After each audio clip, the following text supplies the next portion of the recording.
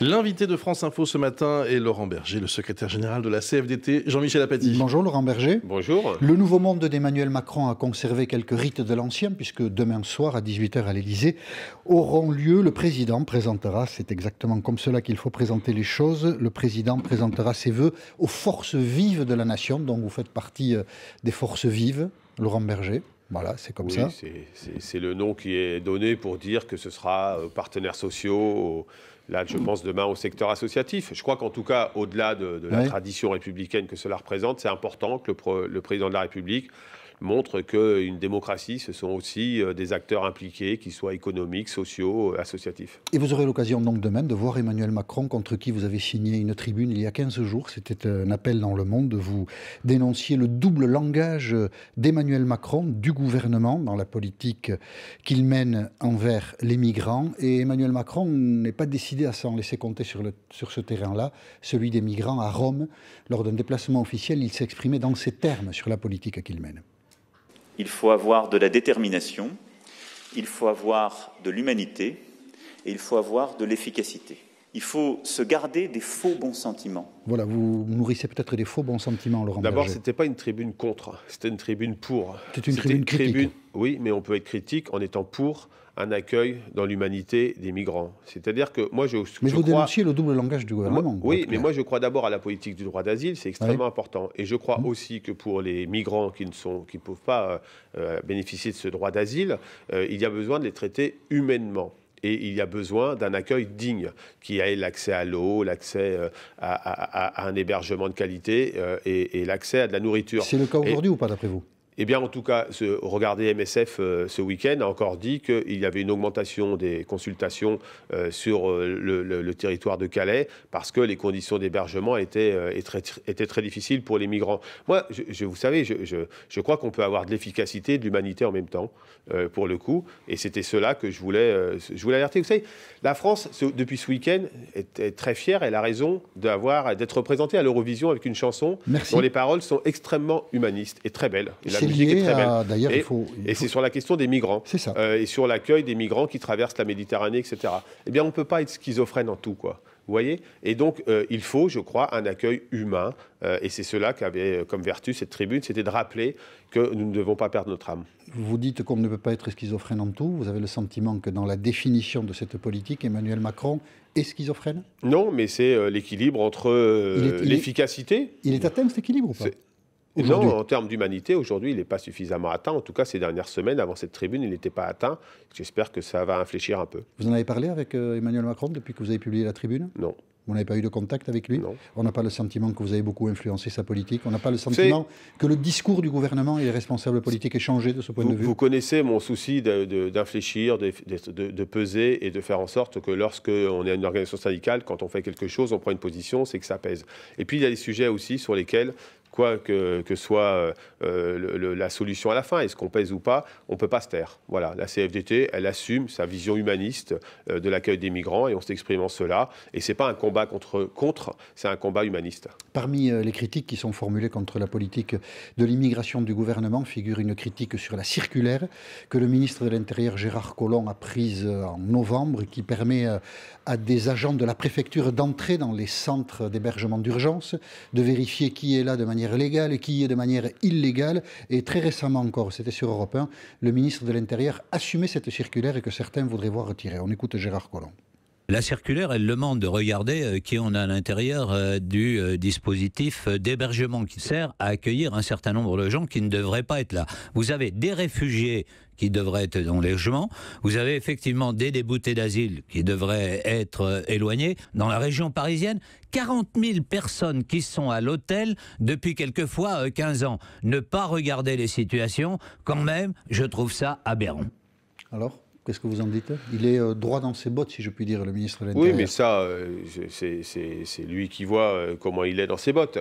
Moi, ce que je sais, c'est que des gens aussi mesurés que Véronique Fayet, la présidente du Secours catholique, Louis Gallois, le président de la FAS, Geneviève Jacques, la présidente de la CIMAD, des gens extrêmement mesurés qui travaillent depuis des années sur l'accueil des migrants, sur la lutte contre la misère des personnes en situation de grande détresse, disent que ce n'est pas acceptable et qu'elles font un travail qui mérite d'être respectée et que cette circulaire, elle est outrancière. Donc voilà, je pense que moi, on n'est pas d'accord visiblement. Bon, je prends acte, mais c'est pas parce que le gouvernement ou le président de la République ou le ministre de l'Intérieur nous dit qu'aujourd'hui, il faudrait simplement avoir de l'efficacité et pas tenir compte du travail qui est fait par les associations, pas tenir compte de devoir d'humanité qu'est le nôtre, eh bien, je le dis, je continuerai de m'exprimer lorsque ça me paraîtra pas juste. Vous n'êtes pas d'accord et vous n'êtes pas entendu, mais c'est pas grave. Ah, sur des valeurs fondamentales, vous savez, il faut jamais renoncer. Vous savez, je crois que ce qui fait la démonstration, ce qui fait la force de la CFDT, c'est que parfois nous prenons des positions qui sont un peu transgressives, vécues comme ça, en tout cas dans le monde syndical, parce que nous nous engageons, parce que nous regardons où on met les curseurs au niveau économique, social, et qu'il faut se moderniser. Et puis sur les questions fondamentales qui touchent à nos valeurs, la CFDT n'a jamais dévié, dans son histoire, jamais, quels que soient les interlocuteurs qu'on avait en face. Emmanuel Macron remet en cause les valeurs fondamentales, c'est fort ce que vous dites. Non, c'est les nôtres. Écoutez, sur ce sujet-là... Les valeurs fondamentales, bon... Je crois que sur ce sujet-là, oui, mais sur ce sujet-là, il est très clair qu'il y a un devoir de mener la politique du droit d'asile et donc d'accélérer les choses, et c'est plutôt bien. Il y a eu un discours d'Orléans de la part du président de la République sur le sujet qui était positif sur ce point de vue. Et puis, il y a, sur les conditions d'accueil, des choses à revoir. C'est une alerte, c'est pas un combat politique. Moi, je mène pas un combat politique contre le président de la République sur ce sujet-là. Je dis juste ce que je pense, et c'est objectivement mon droit. Vous êtes déçu par Emmanuel Macron sur cet aspect-là de sa politique? Je pense que je préférais le discours d'Orléans que la politique qui est menée aujourd'hui. D'où la notion de double langage qui était contenue dans votre appel. Voilà. Vous restez avec nous, Laurent Berger, il est 8h40, voici l'essentiel de l'info avec Agathe Mahuet. Il n'y aura pas de décrue rapide, patience encore avant que la Seine ne rentre dans son lit. Le fleuve atteint 5,80 m ce matin à Paris, mais il grimpe encore en amont et en aval de la capitale. 11 départements restent en vigilance orange. La mère de la petite Fiona sortira-t-elle de prison le 9 février après le verdict attendu de ce nouveau procès en appel pour Cécile Bourgeon? Elle avait été acquittée du crime de son enfant. Berkan Maklouf, son compagnon, condamné, lui, à 20 ans de réclusion. Une nouvelle audience s'ouvre au Puy-en-Velay cet après-midi.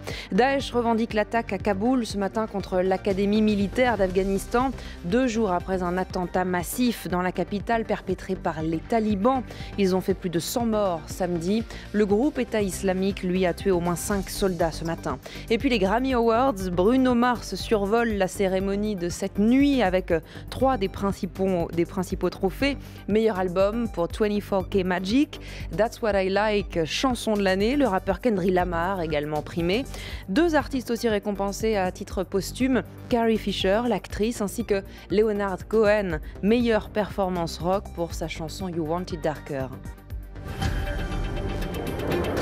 France Info. L'invité de France Info ce matin est le secrétaire général de la CFDT, Laurent Berger. Jean-Michel Apathy. L'actualité sociale est assez fournie. Il y a plusieurs négociations qui sont ouvertes, on en reparlera. Il y a aussi ce qui s'est passé récemment à PSA. Le constructeur automobile a présenté un protocole pour une rupture conventionnelle collective que les salariés ont assez mal vécu dans l'entreprise, en tout cas certains d'entre eux, interrogés à la sortie d'une usine Peugeot dans le Nord. On les écoute. C'est pas bon pour l'ouvrier parce que les syndicats ouvrent la porte grande à la direction pour licencier ou bien pour faire du harcèlement. On risque de perdre des emplois maintenant. On pourra licencier comme on veut, sans motif, sans rien. Donc pour nous, ça ne nous va pas trop, quoi. Merci à ceux qui ont voté Macron, c'est tout. Merci à ceux qui ont voté Macron. Des syndicats de la CGT, notamment à l'intérieur de PSA, n'a pas apporté son agrément à ce projet de de rupture conventionnelle collective, mais la CFDT l'a soutenue. Pourquoi? Oui, toutes les organisations syndicales, sauf la CGT. C'est une autre façon de présenter les choses en disant il y en a un qui n'a pas signé et tous les autres ont signé. Pourquoi? Parce qu'il y a eu des garanties dans ces textes-là. La rupture conventionnelle collective, tout le monde sait l'appréciation que porte la CFDT en disant que c'est un dispositif qui peut potentiellement être dangereux, notamment pour les seniors. Sauf qu'à PSA, il y a eu des garanties sur l'accompagnement des salariés et ça faisait suite à des accords qui avaient déjà été signés sur la sécurisation des parcours professionnels.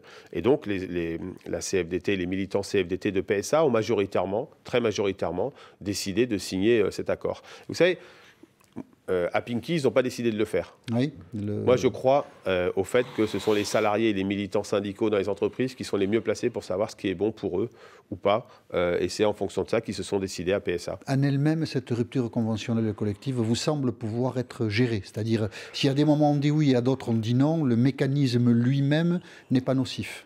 Le mécanisme lui-même, il porte en germe des difficultés. Je l'ai dit dès le départ, en fin août, parce qu'il y a un risque sur l'emploi des seniors et il y a un risque d'accompagnement des salariés dans le reclassement qui soit moindre que dans un plan social. Pour être précis, ça permet à une entreprise de faire partir les plus anciens dans l'entreprise. Par accord volontaire des salariés. Mais il y a deux garanties. La première garantie, c'est que ça doit être un accord majoritaire. Plus de 50% des organisations syndicales qui représentent plus de 50% des salariés. Deuxième garantie, c'est que ça sera visé par la direction du travail.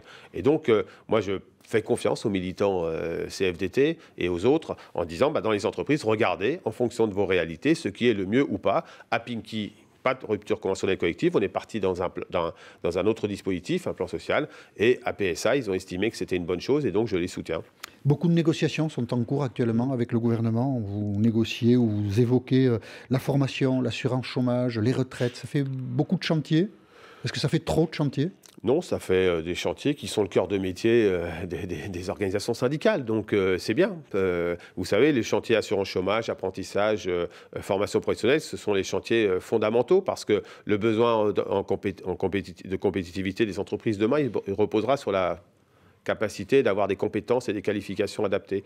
Et donc, on est en train de négocier. Alors, il y a une zone de blocage, il y a l'apprentissage. L'apprentissage entre les régions et oui, et moi je souhaite qu'on sorte de notamment. La tuyauterie. Oui, oui je souhaite qu'on sorte de la tuyauterie. J'appelle ce matin le MEDEF à reprendre la négociation sur la formation professionnelle et à ne pas faire un chantage en disant si nous n'avons pas ce que nous voulons sur l'apprentissage, nous bloquerons la formation professionnelle. L'enjeu sur l'apprentissage, c'est quoi? C'est augmenter considérablement le nombre d'apprentis dans les entreprises et c'est d'accompagner les jeunes dans leur parcours d'apprentissage pour trouver un maître d'apprentissage, pour bien vivre leur apprentissage, notamment en termes de logement, de double logement souvent, de transport, et puis ensuite de pouvoir trouver un emploi. Et donc, il faut arrêter. C'est pas compréhensible aujourd'hui que ce soit sur la tuyauterie et la mécanique qu'on est en train de se battre, alors qu'il y a beaucoup à faire pour aider les jeunes. Les régions veulent garder, pour une part en tout cas, les dispositifs et pour les gérer elles-mêmes. Vous les soutenez ? Je pense que c'est une bonne chose que les branches soient responsabilisées, les branches professionnelles soient responsabilisées pour ouvrir un certain nombre de centres de formation des apprentis. Mais tout ne peut pas partir aux branches professionnelles, notamment parce qu'il y a des branches qui ne sont pas en capacité de le faire. Et donc, il faut que les régions gardent une partie de leurs prérogatives. Donc, tout ça nécessite un juste milieu d'une certaine manière, mais très vite qu'on en sorte pour aller vers les vraies questions. C'est comment on fait en sorte qu'il y ait plus d'apprentis et qu'on accompagne mieux les jeunes. Et là-dessus, le MEDEF a une responsabilité de ne pas bloquer. Sur l'assurance chômage, les choses avancent. On avait évoqué cette réforme en parlant d'un contrôle accru des chômeurs. Je ne sais pas si c'était la meilleure manière d'entrer dans la réforme de l'assurance chômage. C'était sûrement pas la meilleure manière, mais aujourd'hui, on est en train de discuter, négocier sur la prise en charge des démissionnaires. Il y a eu des avancées dans la dernière séance de négociation la semaine dernière. Maintenant, il faut qu'on discute également de la prise en compte des travailleurs indépendants. C'est plus compliqué. Parce qu'on ne veut pas créer des droits dégradés d'une certaine manière à un système qui est l'assurance chômage, qui est un système contributif, c'est-à-dire je cotise et je reçois en contrepartie. Donc la négociation est en cours.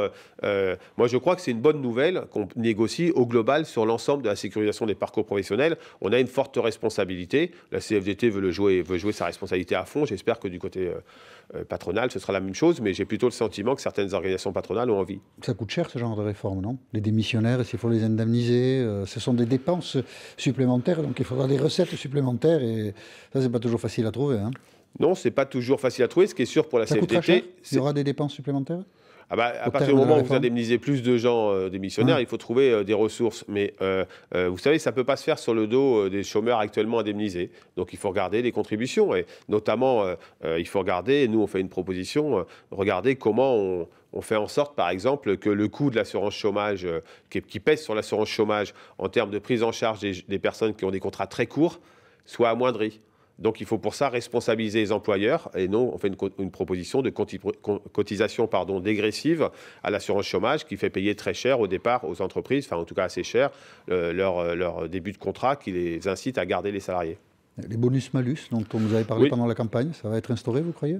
Ça fait partie du sujet. En tout cas, ce qui est sûr, c'est que les entreprises ne peuvent plus s'exonérer de leurs responsabilités quand elles font des contrats courts à répétition et qu'elles font peser la responsabilité sur l'assurance chômage. Et vous pensez que vous pouvez avoir l'accord du MEDEF sur ce type de dispositif, bonus-malus ? Vous savez, ça va être compliqué, mais je pense que le MEDEF a compris que s'il n'y avait pas un accord entre les partenaires sociaux, de toute façon, le gouvernement voulait instaurer ce bonus-malus. Donc, soyons intelligents, essayons de trouver un accord. Et le dernier dossier, c'est celui des retraites.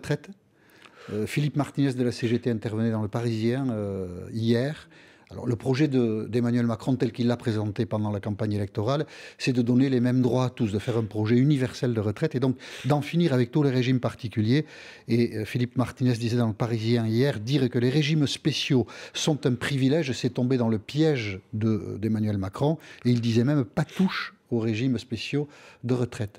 Vous êtes de quel côté ? Vous êtes plutôt moi, je suis Macron du côté ou côté Martinez ? Non, je suis ni l'un ni l'autre, si je peux me permettre. Vous êtes bien quelque part. Oui, à la CFDT. D'accord. Non, sur les retraites, la discussion va s'opérer toute l'année 2018. Et avec des rencontres régulières avec le haut-commissaire aux retraites, qui est M. Delevoye. Donc on va prendre les sujets les uns après les autres. Ce que veut la CFDT, c'est une réforme qui permet d'être plus juste pour les femmes qui subissent de profondes inégalités au moment de la retraite, ceux qui ont des carrières hachées. Et donc on veut une réforme qui ne soit pas pour la première fois, et c'est le cas pour la première fois depuis très longtemps, une réforme qui joue sur les paramètres, mais sur le système au global. Et ça, c'est une bonne nouvelle, je trouve. Maintenant, il va falloir avancer et on a toute l'année pour le faire. Mais les régimes spéciaux, c'est un sujet ? Il est sur la table ou vous ne voulez même pas qu'il soit sur la table ? Forcément, si on parle du maintien d'un système par répartition et avec une réforme qui soit, comme on dit, systémique, la question des régimes spéciaux est sur la table, mais pas pour les sanctionner. Là où, pour les faire disparaître. Non, pas pour les faire disparaître forcément, pour regarder comment ils évoluent, pour que, regardez la retraite d'un certain nombre de salariés de ces régimes spéciaux, elle n'est pas meilleure qu'un autre. Ça dépend. Donc vous voulez des régimes un peu moins spéciaux ? Je crois qu'il faut harmoniser les régimes. Est-ce que ça veut dire qu'il faut un seul régime ? Sûrement pas. En tout cas, il faudra regarder. Mais vous savez, il ne faut pas prendre les sujets par le petit bout de la lorgnette. Le vrai sujet, c'est le système de retraite par répartition et la justice au sein de ce système. Il y a beaucoup à faire. Vous restez avec nous, Laurent Berger, il est 8h50. Voici l'essentiel de l'info avec Agathe Mahuet. Après l'abandon de Notre-Dame-des-Landes, le gouvernement reculera-t-il aussi à Bure ? Les opposants au centre d'enfouissement des déchets l'espèrent. Sébastien Lecornu vient dans la Meuse ce matin. Le secrétaire d'État à la transition écologique doit visiter avec les élus locaux le futur laboratoire 500 mètres sous terre qui doit ouvrir en 2025. Un ministre mis en cause pour viol ne peut pas rester au gouvernement. 1800 signatures au bas de cette pétition de l'ONG Le Mouvement. Pétition adressée à Édouard Philippe pour demander le départ de Gérald Darmanin, le ministre des Comptes publics visé par une plainte pour des faits datant de 2009. Il a toute ma confiance, dit depuis 2 jours le chef du gouvernement. La 23e journée de Ligue 1 de football avec ce match nul de partout entre Marseille et Monaco hier soir. Un nul qui permet aux Lyonnais de conserver leur 2e place. Lyon s'était pourtant incliné 3-1 face à Bordeaux. Et puis un lot de consolation pour les Bleus, médaillés de bronze hier soir à l'Euro de handball en Croatie. C'est l'Espagne qui remporte la compétition en battant en finale la Suède 29-23. France Info. Laurent Berger, secrétaire général de la CFDT, l'invité de France Info. Jean-Michel Apathy. Les syndicats allemands lancent un mot d'ordre de grève, les syndicats de la métallurgie qui pourraient être effectifs dès aujourd'hui. Ils veulent passer aux 28 heures de travail par semaine. Alors, vu de la CFDT, c'est lunaire ou c'est un combat qu'il faut mener et peut-être, pourquoi pas, en France dans les prochains mois ou les prochaines années? Vu de la CFDT, c'est allemand. C'est-à-dire que ça veut dire que là-bas, il y a une situation économique Et il y a aussi une situation sociale qui fait que la revendication d'IG Metall, le syndicat allemand de la métallurgie, c'est de dire qu'il faut donner la possibilité de façon temporaire aux salariés de travailler 28 heures, de compenser légèrement par une prime le salaire pour leur permettre de le faire, et puis ensuite qu'ils puissent revenir à l'horaire actuel. C'est un sujet qu'on peut traiter, qui n'est pas un mauvais sujet, c'est la question du temps de travail, de l'articulation entre la vie personnelle et la vie au travail. Un temps choisi, mais ça suppose qu'un pays soit en meilleure santé économique que ne l'est la France, par exemple. Sans doute, et puis vous avez vu ce débat-là, si on devait le mener en France en disant c'est 28 heures mais payé 28 et quelques, je pense que ce serait un sujet compliqué. Donc moi je regarde ça avec intérêt, parce que tout ce qui concerne l'Europe et l'Allemagne en particulier m'intéresse, mais je crois qu'il faut s'éviter de vouloir faire des parallèles. Ça n'est pas reproductible immédiatement en France. Et ça me semble pas. D'accord. Donc ça se passe en Allemagne. Ce qui s'est passé en France la semaine dernière... Ça ne veut pas dire qu'il n'y a pas un sujet sur la question du temps de travail qui peut être posé et de l'articulation des temps. La CFDT fait une proposition, par exemple, de banque du temps. C'est une sorte de compte épargne-temps tout au long de la vie qui mérite d'être regardé. L'actualité sociale française de la semaine dernière était hélas plus banale. C'était le PDG de Carrefour, Alexandre Bompard, qui annonçait la suppression de 2400 postes de travail, alors même que Carrefour va signer un exercice financier en 2017 qui est excédentaire. On parle d'un bénéfice possible de 2 milliards d'euros, ça n'est quand même pas rien. Comment vous avez vécu cette situation? Est-ce que vous comprenez la logique du PDG de Carrefour? D'abord, c'était une annonce précipitée, avant même une vraie concertation avec les représentants des salariés dans le groupe Carrefour. Problème de méthode.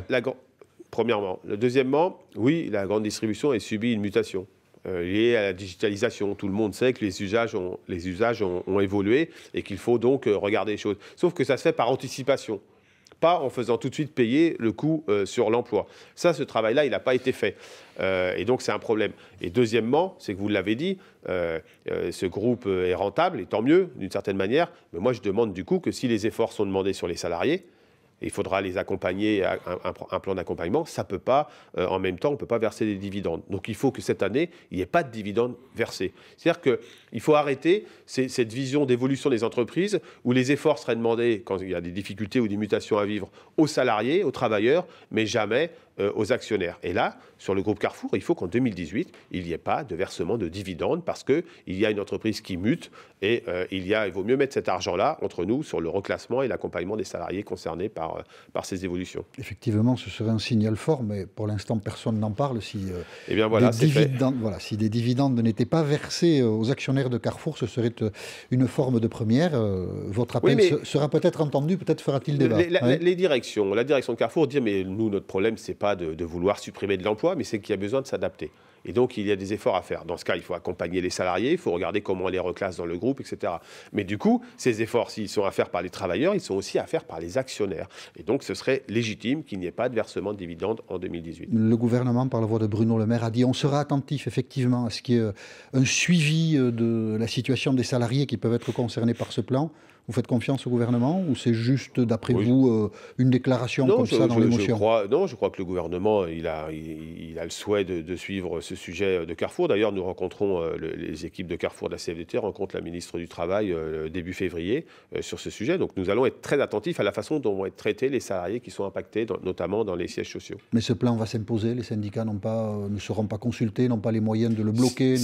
Il y a eu la semaine dernière un comité central d'entreprise. Nous avons dit combien nous étions insatisfaits et mécontents de la façon dont ça se passait, et nous demandons de la concertation maintenant sur la situation des salariés. Mais je le répète, sur des efforts aussi partagés dans l'entreprise et pas simplement qui pèsent sur les travailleurs. Vous connaissez l'enthousiasme d'Emmanuel Macron? Ça l'a conduit à dire ceci à Davos. So, ladies and gentlemen, my first message is that France is back. Voilà, c'est tout simple, même pour ceux qui ne parlent pas beaucoup anglais. La France est de retour. C'est trop optimiste ou ça vous paraît correspondre à quelque chose? Ce qui est sûr, et je vais peut-être vous surprendre, parce que tout à l'heure vous disiez j'étais contre. Ce qui est sûr, c'est qu'à l'international, on a un pays, et moi je l'ai vu parce que j'ai participé au titre des syndicalistes européens au sommet social à Göteborg.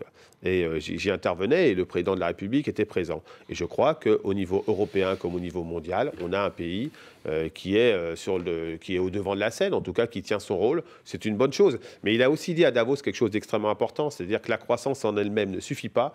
Il faut s'interroger sur le contenu de la croissance, ce que la CFDT dit depuis longtemps, c'est-à-dire une croissance inclusive qui se préoccupe des plus fragiles. C'est un peu ce qu'il y a à construire au niveau mondial, au niveau européen, sans doute aussi beaucoup au niveau français. C'est un sujet de société. Je ne sais pas quelle est la position de votre syndicat sur cette histoire précise. Le ministre du Budget, Gérald Darmanin, est l'objet d'une plainte. Une femme l'accuse de viol. Et une pétition de féministes, on en parlait tout à l'heure, demande au gouvernement de mettre un terme à la fonction de Gérald Darmanin comme ministre du Budget. Une pétition signée par 1800 personnes pour l'instant. Vous avez un commentaire, une position là-dessus, Laurent Berger ? Moi, la CFDT, elle a édité récemment un guide pour aider ces sections à lutter contre le harcèlement sexuel et sexiste au travail. C'est un travail de long terme qu'on a entrepris, et en interne et en externe dans les entreprises. Sur le sujet en question, là, moi, je ne me prononce pas. Je crois que c'est à la justice de faire son travail. Mais c'est sûr que c'est pas... moi, je fais attention quand même à tous ces propos-là. Je n'ai pas à me prononcer sur la démission d'un membre du gouvernement dont je ne sais pas s'il a été responsable ou pas. En tout cas, je crois que c'est trop tôt pour le faire. Merci beaucoup, Laurent Berger. Bonne journée à vous.